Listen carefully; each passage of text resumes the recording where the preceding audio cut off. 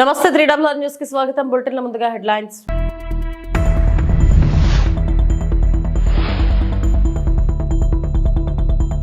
Reverse tendering, SEB రద్దు, AP cabinet కీలక నిర్ణయాలు.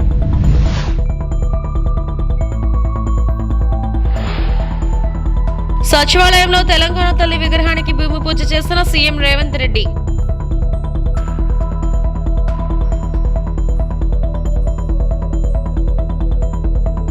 నేను కేసీఆర్ బిడ్డను, తప్పు చేయను. తీహార్ జైలు నుంచి ఎమ్మెల్సీ కవిత విడుదల.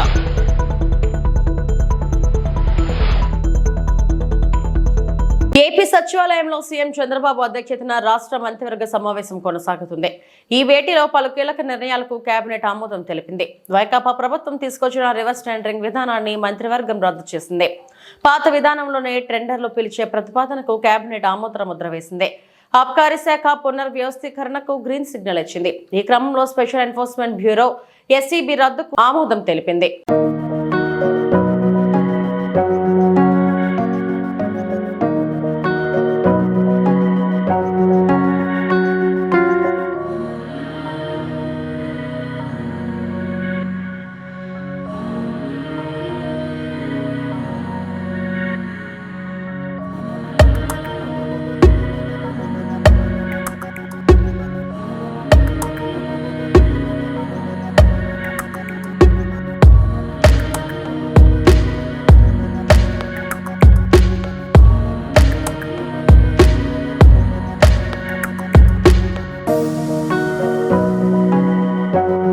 రాష్ట్ర సచివాలయ ప్రాంగణంలో తెలంగాణ తల్లి విగ్రహ ఏర్పాటుకు భూమి పూజ చేశారు.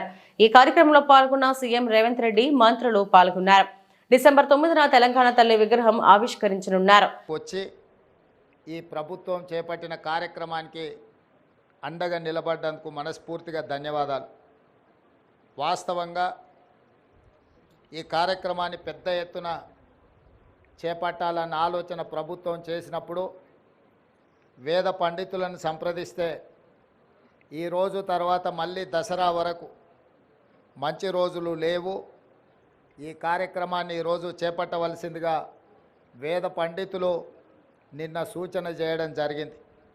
అందుకే చాలామంది మంత్రివర్యులు ముందస్తుగా నిర్ణయించిన కార్యక్రమాలలో ముఖ్యంగా ఉప ముఖ్యమంత్రి గారు కేరళ పర్యటనలో ఉన్నారు.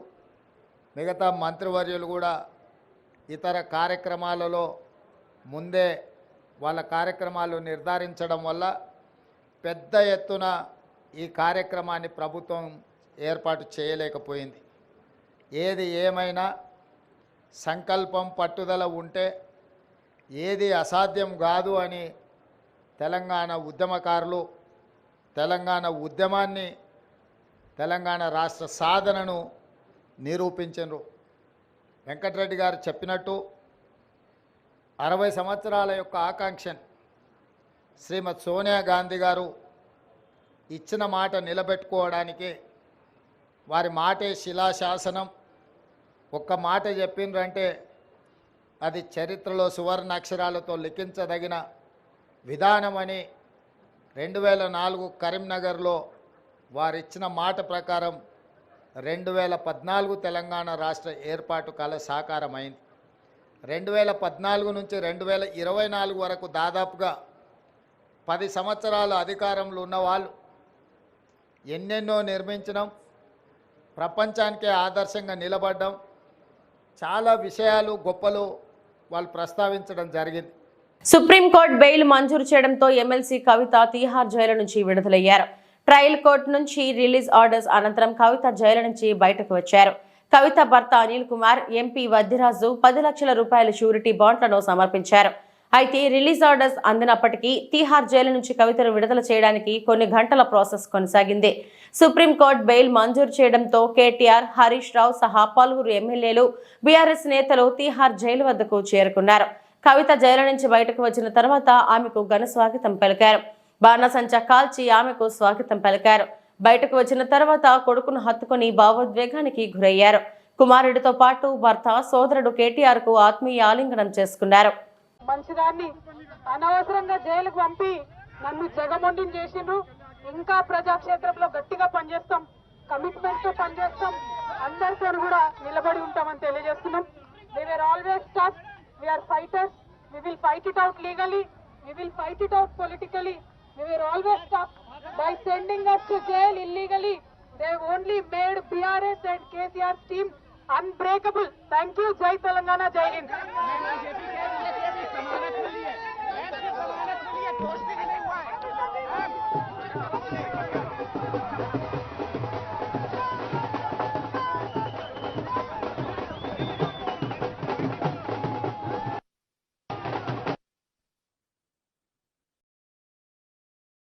కూటమి ప్రభుత్వం రైతు ప్రభుత్వం. ప్రతి అడుగులో రైతుని ఆదుకునేందుకు అంకిత భావంతో పనిచేస్తుంది.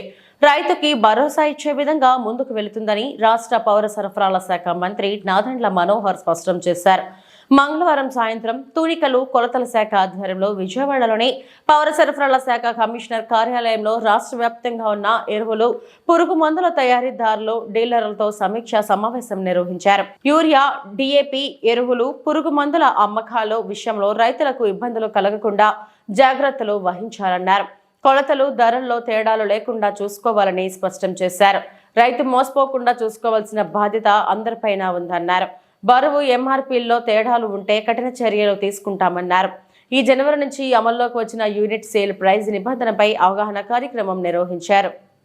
ప్రత్యేకంగా మనందరికీ కూడా ధన్యవాదాలు. కష్టపడి ఇంత దూరం ప్రయాణం చేసి వచ్చినందుకు మీ అందరికీ కూడా మనస్ఫూర్తిగా మరొకసారి ధన్యవాదాలు. రాష్ట్ర ప్రభుత్వం కొత్తగా ఏర్పడిన తర్వాత రైతుల పైన ప్రత్యేకంగా మనం దృష్టి సారించాలి. రైతుకి ఎక్కడ కూడా ఇబ్బంది కలగకూడదు. చేసే ప్రతి కార్యక్రమంలో కూడా రైతును దృష్టిలో పెట్టుకుని అండగా నిలబడాలి, ఒక భరోసా ఇవ్వాలనే ఆలోచనతో గౌరవ ముఖ్యమంత్రి గారు చంద్రబాబు నాయుడు గారు, అదేవిధంగా ఉప ముఖ్యమంత్రి గారు పవన్ కళ్యాణ్ గారు కూడా అనేక సందర్భాల్లో మేము పబ్లిక్లో కానివ్వండి లేదా మా అంతర్గత చర్చల్లో కానివ్వండి నిరంతరం రైతాంగం కోసం మేము ఈ ప్రభుత్వం అంకిత భావంతో పనిచేయాలనే ఆలోచనతో ముందుకెళ్తా ఉన్నాం. అందులో భాగంగా ఈరోజు పౌర సరఫరాల శాఖ ముఖ్య కార్యక్రమం ధాన్యం సేకరణ. సో రైతుకి గిట్టుబాటు ధర అందించాలి. ఎంత విస్తీర్ణంలో రాష్ట్రంలో ధాన్యం పండిస్తున్నా కూడా కేంద్ర ప్రభుత్వం, రాష్ట్ర ప్రభుత్వం నిర్ణయించిన ఈ కనీస మద్దతు ధర, మినిమం సపోర్ట్ ప్రైస్ని బేస్ చేసుకుని దానిపైనే మనం ప్రజలకి ఒక భరోసా ఇచ్చుకుంటూ ముందుకెళ్ళాలనే ఆలోచనతో మేము ఖరీఫ్ మాసానికి సిద్ధమవుతా ఉన్నాం. ఆ కాంటెక్స్లో అంటే తెలుగు అందరికి పర్లేదా లేకపోతే షుడ్ ఐ ఇస్ ఓకేనా? ఓకే. సో ఆ కాంటెక్స్లో చాలా ప్రాంతాల నుంచి మాకు వస్తున్న సమాచారం డిఏపి, యూరియా ధరల్లో తేడా ఉంటుంది, రైతుకి ఇబ్బంది కలుగుతుంది, షాపుల దగ్గరికి వెళ్ళినప్పుడు ఇబ్బంది అవుతుంది. మాకు సరుకులు ఉన్నాయి, నిల్వలు ఉన్నాయి, ఇబ్బంది లేదని మా మార్కెటింగ్ శాఖ, వ్యవసాయ శాఖ చెప్తున్నా కూడా ఎక్కడో విధంగా బ్లాక్ మార్కెటింగు, ఈ రైతుని ఇబ్బంది పడే కొన్ని సమస్యలు చాలా స్పష్టంగా మా దృష్టికి వస్తున్నప్పుడు నేను సజెస్ట్ చేశాను మన లీగల్ మెట్రాలజీ విభాగాన్ని ఒకసారి మనం పిలిపించుకుని మాట్లాడాలి. ఎందుకంటే ఎక్కడ కూడా రైతుకి ఇబ్బంది కలగకూడదనే ఆలోచన తీసుకురావాల్సిన బాధ్యత మనందరిపైన ఉంది. చట్టాల్లో ఉన్న వివిధ సెక్షన్స్ గురించి మీకు ఒక అవగాహన తీసుకురావడం కోసం ఆయన ఒక ప్రయత్నం చేశారు. అది దేనికోసం అంటే సహజంగా ప్రభుత్వాలు కొత్త ఆలోచనలు వచ్చినప్పుడు లేదా ప్రజల ఆకాంక్షలు ఎట్లా ఉన్నాయో చూసి దాని ప్రకారంగా మనం మార్పులు తీసుకొస్తూ ఉంటాం. సో అప్డేట్ అవ్వాల్సిన బాధ్యత మీకుంటుంది, తెలపాల్సిన బాధ్యత కూడా మాకుంటుంది. ఇప్పుడు మీ సాధారణంగా మీ షాప్ దగ్గరకు వచ్చి మేము చెక్ చేసినప్పుడు వెయిటేజ్లో కానివ్వండి లేకపోతే రేట్లో కానివ్వండి తేడా ఉందని అనడానికి మా దగ్గర కూడా ఆ విధమైన చట్టం ఉండాలి. ఆ చట్టం యొక్క సమాచారం మీ దగ్గర కూడా తెలియాలి. ఎందుకంటే వ్యాపారస్తులు అందరూ కూడా ఆ విధంగా ఫాలో అవుతారని నేను అనుకోను. ఎందుకంటే మీకున్న సమస్యలు మీకుంటాయి. క్షేత్రస్థాయిలో ఎక్కడైతే ఫర్టిలైజర్ డీలర్స్ ఉన్నారో వాళ్ళకి మీరు సరఫరా చేసే ఈ డిఏపి కానివ్వండి, యూరియా కానివ్వండి, ఒకే ఒక ఆలోచనతోటి మనం ముందుకెళ్దాం. అదేంటంటే దేనికోసం ఈ సమావేశం ఏర్పాటు చేసామంటే కమ్యూనికేషన్ గ్యాప్ ఉండకూడదు. At the same time no compromise on quantity and price. Quality check చేసే వాళ్ళు వేరే ఉన్నారు, కానీ క్వాంటిటీను ప్రైస్లో మాత్రం ఎక్కడ కూడా వేరియన్స్ రాకూడదు. డిఏపి కానీ యూరియా కానీ రైతులు పాపం చాలా కష్టాల్లో వాళ్ళు ఎంత కష్టపడి వాళ్ళు పంట పండిస్తున్నారో మీ అందరికీ తెలుసు. ఆ సందర్భంలో కూడా వాళ్ళు మళ్ళీ కష్టపడి దుకాణం దగ్గరికి వచ్చి కొనుక్కుందాం అనుకున్నప్పుడు అనుకున్న దానికన్నా 100 రూపాయలు చెల్లించమన్నప్పుడు మోసం జరిగిపోతుందనే భావన వాళ్ళు ఏర్పడుతుంది.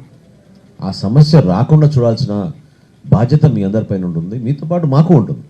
ఇప్పుడు మా లీగల్ మెట్రాలజీ విభాగం నుంచి మేము వివిధ జిల్లాల్లో ఇన్ని చోట్ల మేము చెక్ చేస్తే నేనే ఆశ్చర్యపోయాను. 233 కేసులు బుక్ చేశారు, 233 కేసెస్ మన రాష్ట్రంలో. సరే, వివిధ కంపెనీలు మీకున్న ఇబ్బందులు, మరి అది ఏం జరిగిందో between you and the dealers communication కానివ్వండి, లేకపోతే ట్రాన్స్పోర్టేషన్ కానివ్వండి, సమస్య అనేది సమస్య గుర్తించాం కాబట్టి అదేదో మిమ్మల్ని పెనలైజ్ చేస్తే మాకేదో ఇక్కడ సంతోషకరంగా ఉంటామని కాదు. మీలో ఆ చైతన్యం తీసుకురావాలి, మీకు కూడా తెలియాలి. ఎన్టీఆర్ జిల్లా ఏ కొండూరు మండలంలో పర్యటించిన జిల్లా కలెక్టర్ డాక్టర్ జి సృజన. భూగర్భ జలాల్లో మెటాలిక్ ఎలిమెంట్స్ ఎక్కువగా ఉండటం వలన కొండూరు మండలంలో త్రాగునీరు సురక్షితం కాదు. కృష్ణా జలాలు కొండూరు మండలానికి సరఫరా చేయడమే శాశ్వత పరిష్కారం. మండలంలోని 38 కిడ్నీ ప్రభావిత తండాల్లో గ్రౌండ్ లెవెల్లో వాటర్ పరీక్షిస్తే సురక్షితం కాదని తెలిసింది. కృష్ణా జలాలను తండాల్లో ట్యాంకర్ల ద్వారా సరఫరా చేస్తున్నాం. రెడ్డిగూడెం, తిరువూరు, గంపలగూడెం మండలాల్లో సైతం గ్రౌండ్ లెవెల్లో వాటర్ టెస్టింగ్ చేస్తున్నాం. 50 కోట్లతో కృష్ణా జలాలను పూర్తి స్థాయిలో అందించేందుకు ప్రాజెక్టు పనులు జరుగుతున్నాయి. మే, జూన్ నాటికి ప్రాజెక్టు పూర్తి అవుతుంది. ఎక్కడైతే ఇబ్బందికర పరిస్థితులు నెలకొన్నాయో సమస్యను గుర్తించి కృష్ణా జలాలు అందించడం జరుగుతుంది. 10 రోజుల్లో ఈ 4 మండలాల్లో కిడ్నీ వ్యాధితో బాధపడుతున్న వారిని గుర్తించేందుకు సర్వే చేపడతాం. కొండూరు మండలంలో 216 కిడ్నీ రోగులు ఉన్నారు. అందులో 25 మందికి డయాలసిస్ చేయాల్సిన అవసరం ఉంది. 4 మండలాల్లో సర్వే చేసి కిడ్నీ రోగులను గుర్తిస్తాం. వారికి అవసరమైన త్రాగునీరు, వైద్యం సదుపాయం కల్పిస్తాం అని జిల్లా కలెక్టర్ స్పష్టం చేశారు. ఆరో ప్లాంట్లో కూడా తెచ్చుకోవాల్సిన అవసరం లేదు. నేను పదే చెప్తున్నాను, భూగర్భ జలాల నుంచే తీస్తారు. ఆరో ప్లాంట్లో కూడా వాటిల్లో కూడా పూర్తిగా శుద్ధి అవుతుందనే నమ్మకం లేదు.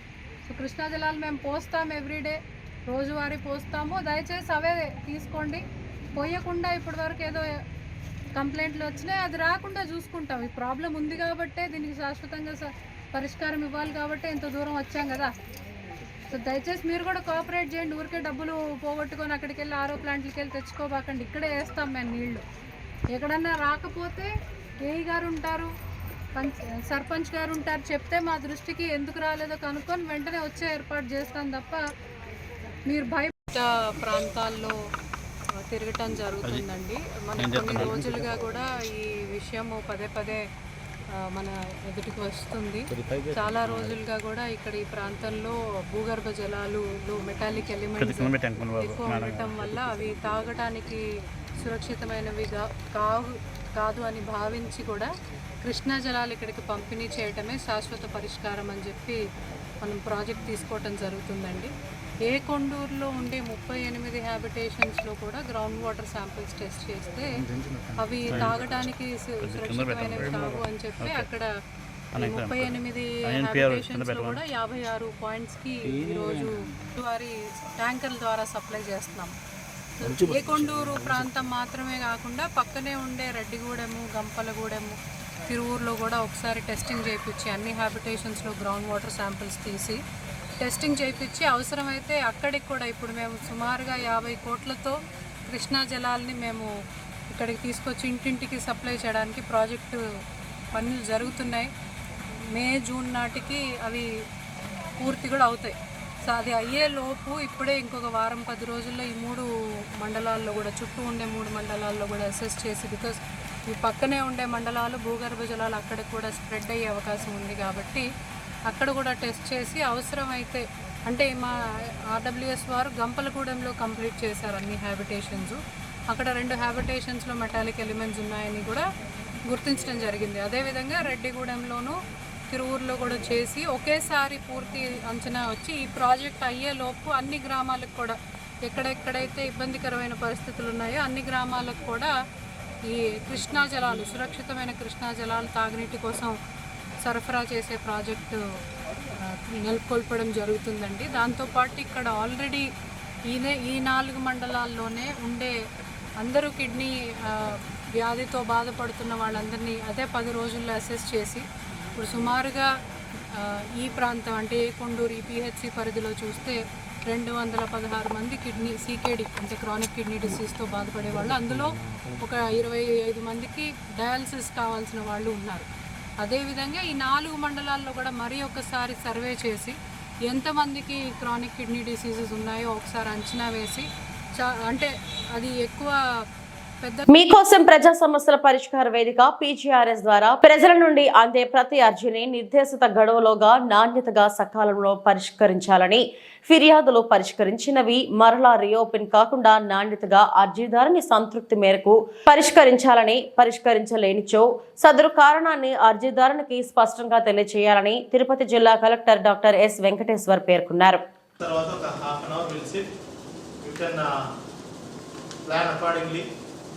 But every week undu, and I also want all the HODs ఆరోజు అడుగుతాను, మీరు ఎవరెవరు పిటిషనర్స్ పోస్ట్ చేశారు వాళ్ళ నుంచి మీకు వచ్చిన కంప్లైంట్స్ వరకు ఏం సమాధానం చెప్పారు, మీరు ఎలా పరిష్కారం చేయాలి. ఎనీవేస్ పంచాయత్ ఆల్ ద సచివాలయం సిబ్బందితోటి రేపు కానీ ఎల్లుండితో will be having a Zoom conference for 10 minutes for transfers అవుతున్నాయి ఇప్పుడు.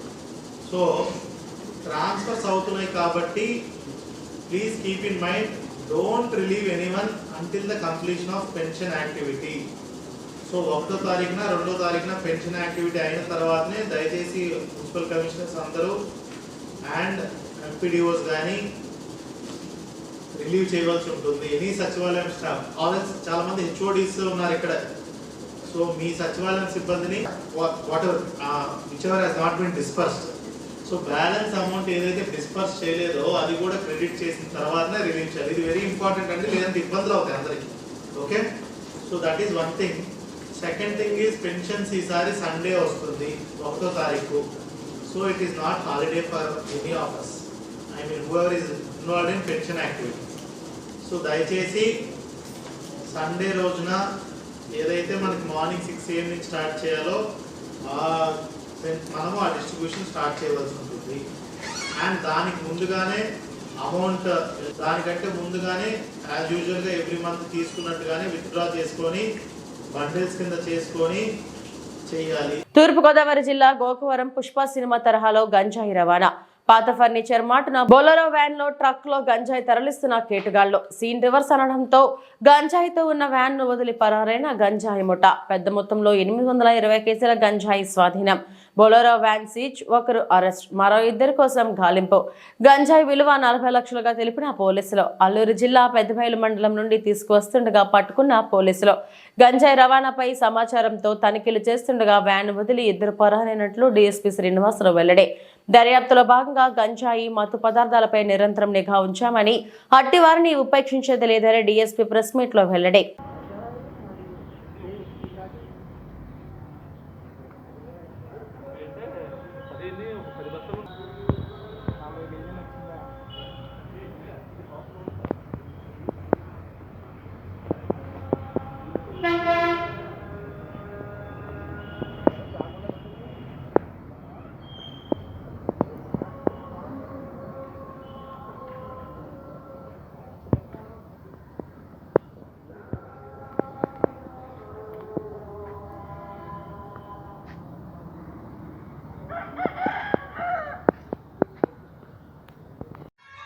సార్ వచ్చారు, డిఎస్పీ గారు వచ్చారు.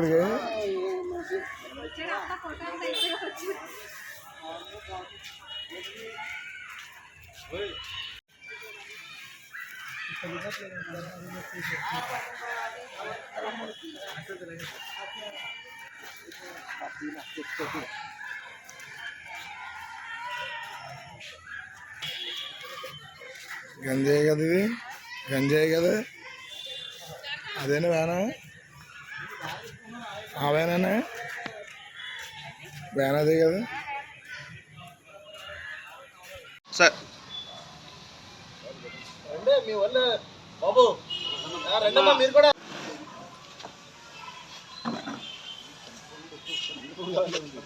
పచ్చిది బాగా ఎండబెట్టి ఎడ చేస్తారు. పచ్చాక ఇది పచ్చాక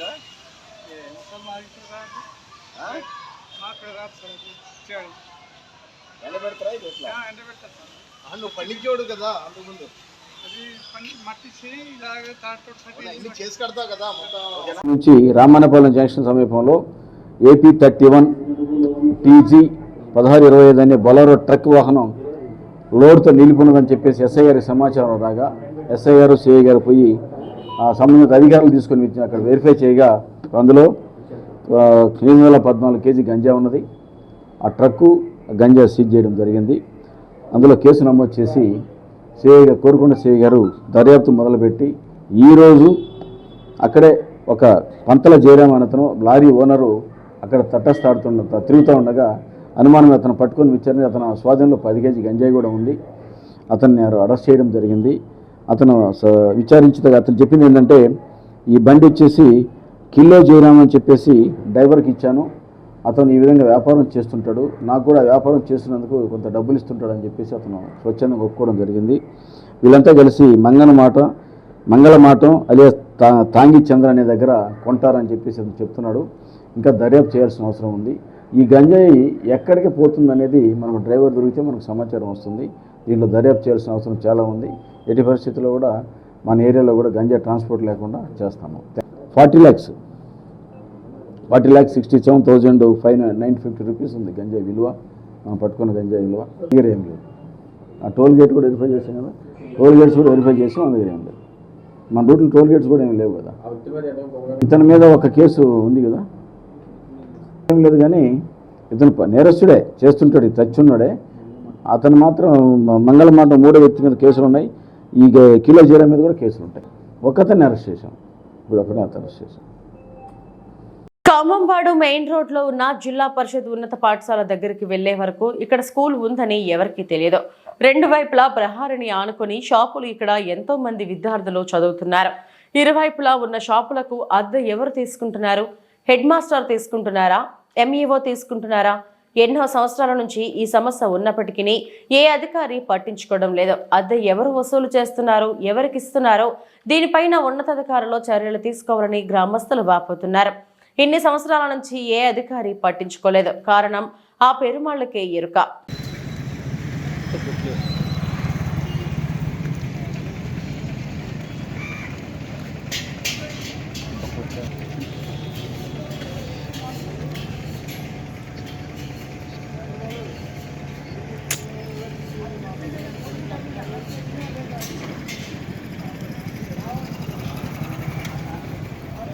విశ్రాంత్ ఉపకులపతి కృష్ణా యూనివర్సిటీ విత్తన బంతులతో పచ్చదనం పెంపొందించండి అని కృష్ణా యూనివర్సిటీ విశ్రాంత్ ఉపకులపతి సుంకరి రామకృష్ణారావు కోరారు. సింహాచలం కొండ పైభాగంలో Lions club district governor MVBS Prasad నేతృత్వంలో దేవతా వృక్షాలు, ఔషధ గుణాలు కలిగిన మొక్కలు విత్తనాలతో తయారు చేసిన విత్తన బంతులు చెల్లారు. అనంతరం ఆయన మాట్లాడుతూ పర్యావరణ పరిరక్షణ కోసం ప్రతి ఒక్కరూ కనీసం 10 మొక్కలు నాటాలని కోరారు. పచ్చదనం పెంపొందించే విధంగా కృషి చేయాలని అన్నారు. Lions club district governor MVBS Prasad మాట్లాడుతూ హీల్ ఎర్త్ అనే నినాదంతో తాము పర్యావరణ పరిరక్షణ కోసం కృషి చేస్తున్నామన్నారు. ఈ సంవత్సరం పచ్చదనం పెంపొందించే విధంగా కృషి చేయాలని నిర్ణయించుకొని విభిన్న కార్యక్రమాలు నిర్వహించడం జరుగుతుందన్నారు. ఈ కార్యక్రమంలో north east Lions president M Suresh, Vanitha విభాగం S సీతారత్నం, సింహాచలం మాజీ ట్రస్ట్ బోర్డు సభ్యులు వంకాయల Nirmala, green climate team NGO వ్యవస్థాపక కార్యదర్శి JV రత్నం తదితరులు పాల్గొన్నారు. ఈ ప్రోగ్రామ్ అరేంజ్ చేశారు.